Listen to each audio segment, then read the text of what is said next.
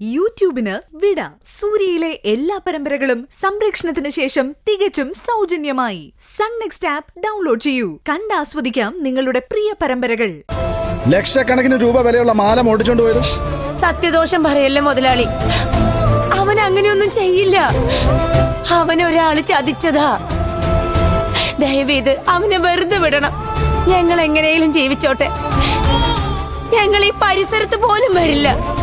അയ്യോ, അങ്ങനൊന്നും കടുപ്പിച്ചു പറയല്ലേ കമലാക്ഷി.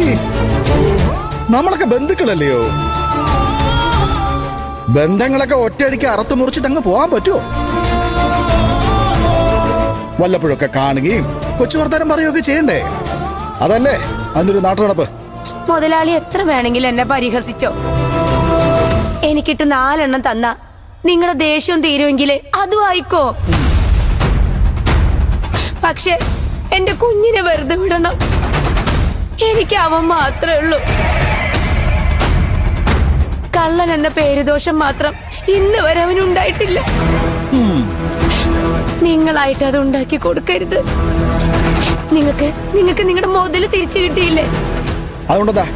ദയവ് ചെയ്ത് ആ കേസ് പിൻവലിക്കണം. ഞാൻ വേണമെങ്കിൽ കാല് പിടിക്കാം. അയ്യോ,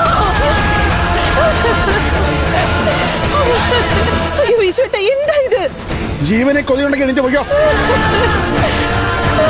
ഇല്ലെങ്കിൽ ചവിട്ടി കൂട്ടുകളെ. ഞാൻ എന്നെ വെല്ലുവിളിച്ചിട്ട് ഈ നാട്ടിൽ ജീവിക്കാന്ന് നീ വിചാരിച്ചോടി? നിനക്ക് മാണിക്യമംഗലത്തെ സ്വത്ത് വേണമല്ലോടി?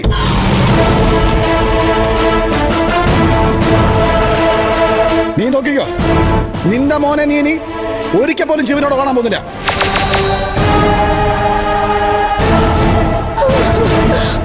കൊന്നുകളയാൻ അവനെ.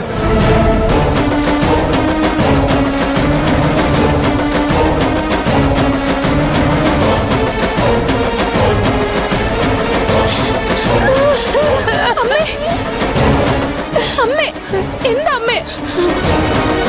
മോളെ,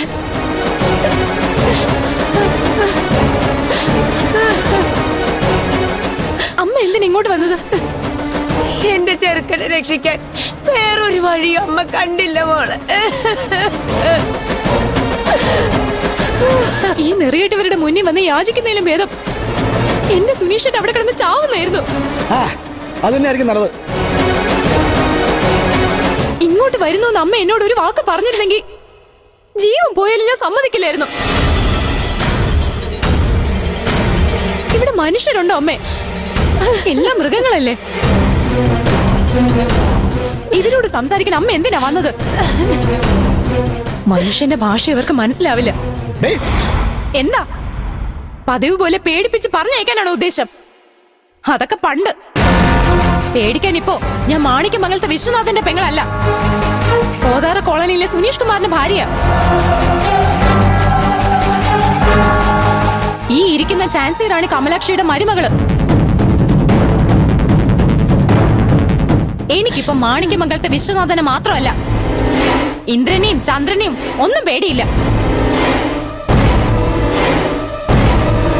അടച്ചുറപ്പില്ലാത്ത കോളനി വീട്ടില് മുകളിൽ ആകാശവും താഴെ ഭൂമിയെന്ന് പറഞ്ഞ് ജീവിക്കുന്ന ഞങ്ങള് ആരെ പേടിക്കാനാ?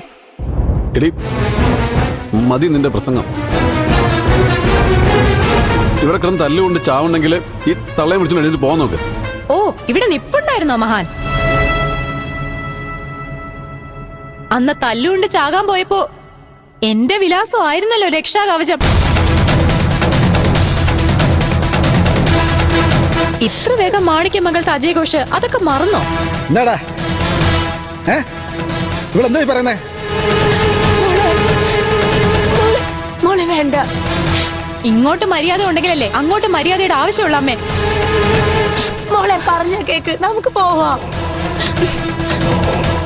നാണമില്ലേ മനുഷ്യ നിങ്ങക്ക്? കുറഞ്ഞ പക്ഷം എന്റെ മുമ്പിലെങ്കിലും നാവടക്കി നിന്നൂടെ?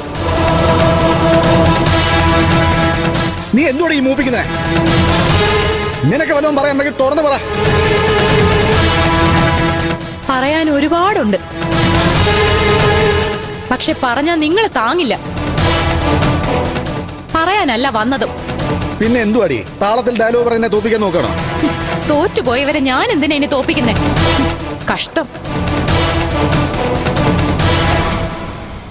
കഥയറിയാതെ ആട്ടം കാണാനാണല്ലോ മാണിക്യമംഗലത്തെ വിശ്വനാഥന്റെ വിധി. എന്റെ വിധി ഓർത്ത് നീ വിഷമിക്കണ്ട. നീ നിന്റെ വിധി ഓർത്താ മതി. നിന്റെ ഭർത്താവ് എന്ന് പറയുന്ന ആ കള്ളനില്ലേ, അവനെ ഇപ്പോ പോലീസുകാര് തല്ലി കൊന്നിട്ടുണ്ടാവും. നീ പോയി അവന്റെ ശവദാഹത്തിനുള്ള ഒരുക്കം ചെയ്. മഹാഭാവം പറയല്ലേ മുതലാളി, ആ നാവ് പുറത്തു പോവും. ഓ, അമ്മ മിണ്ടാതിരിക്കമ്മേ. ശാപങ്ങളൊന്നും മാണിക്യമംഗലത്തെ വിശ്വനാഥന് പുതുമയുള്ള കാര്യമൊന്നുമല്ല. പുഴുത്തു പോവാനാണെങ്കിലേ ഈ നാവ് പണ്ടേ പുഴുത്തു പോവുമായിരുന്നു. അത്രയ്ക്ക് നെറുകേടുകളാ ഈ നാവ് കൊണ്ട് പറഞ്ഞിട്ടുള്ളത്. നിർത്തിക്കോ. എന്താ ഞാൻ പറഞ്ഞ സത്യമല്ലേ? കാലം ഒന്നിനും കണക്ക് ചോദിക്കാതെ പോയിട്ടില്ല വിശ്വനാഥ മുതലാളി. എന്തിനും ഏതിനും ഒരു അവസാനം ഉണ്ടാവും. മാണിക്യമംഗലത്തെ വിശ്വനാഥനും അതുണ്ടാവും. അധികം വൈകാതെ. ഓർത്തോ? ഓ, അമ്മേ വാ. മോളെ, എന്റെ ചെറു അമ്മ വാ. ഇവരുടെ സഹായമില്ലാത്ത സുനീഷേട്ടനെ പുറത്തിറക്കാൻ പറ്റുമെന്ന് ഞാനൊന്ന് നോക്കട്ടെ. ആ, എന്നാ നീ പോയി ഒന്ന് നോക്ക്. അമ്മ ഇങ്ങനെ പേടിക്കാതെ. മോളെ, മാണിക്യമംഗലത്തെ വിശ്വനാഥൻ അടിക്കടി പറയാറുള്ളത് പോലെ ഓന്തു ഒരു തുള്ളി മുതലേ അമ്മേ. ആതിര മാണിക്യമംഗലത്തെയാ. ഈ ചോര തന്നെയാ എന്റെ ശരീരത്തിൽ ഒഴുകുന്നേ. എവരെ പോലെ കുബുദ്ധി അല്ലെങ്കിലും ബുദ്ധി എനിക്കുണ്ട്. അമ്മ വാ വാ. മോളെ. പോയോ? ആ, പോവാൻ വരട്ടെ. അവിടെ നിന്ന് നിന്നേ.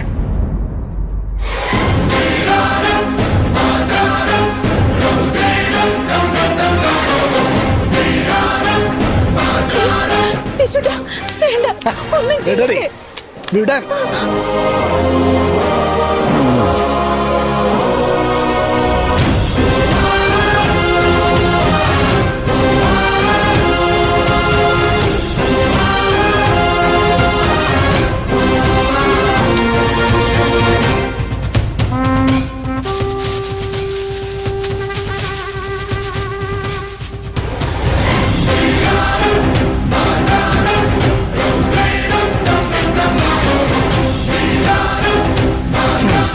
ഇതിരിക്കട്ടെ, നീ ഇവിടെ വരെ ഇത്രയും ബുദ്ധിമുട്ടി വന്നിട്ട് നിന്നെ ഞാനിങ്ങനെ വെറും കൈയോടെ പറഞ്ഞേക്കുന്നേ.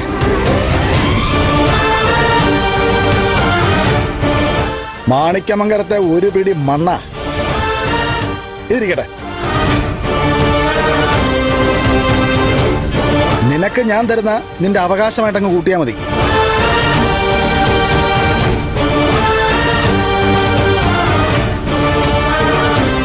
ഇതെന്തിനാണെന്ന് മനസ്സിലായോ?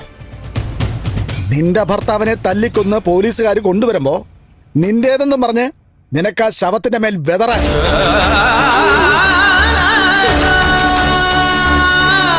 ഇല്ലെങ്കിലേ അവന്റെ ആത്മാവിന് മോക്ഷം കിട്ടാതെ പോകും.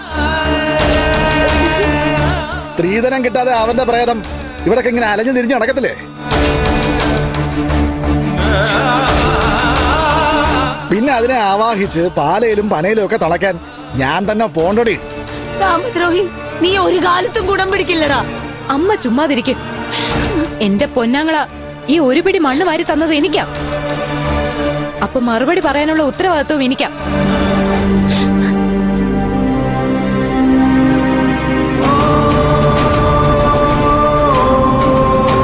മാണിക്യമംഗലത്തെ വിശ്വനാഥ, എന്തോ നിങ്ങൾ ഈ വാരി തന്ന മണ്ണേ ഞാൻ കൊണ്ടുപോവുക. ഓ, എന്റെ ഭർത്താവിന്റെ ശവത്തെ വിതറാനല്ല, എന്റെ ഹൃദയത്തിൽ സൂക്ഷിക്കാൻ. എന്നെങ്കിലും ഒരു കാലത്ത് നിങ്ങൾ ഈ ചവിട്ടി നിൽക്കുന്ന മണ്ണ് വെട്ടിമാറ്റി ഞാൻ ഇവിടെ ഒരു കുളം കുഴിക്കുമ്പോ അതിലെ വിതറാൻ.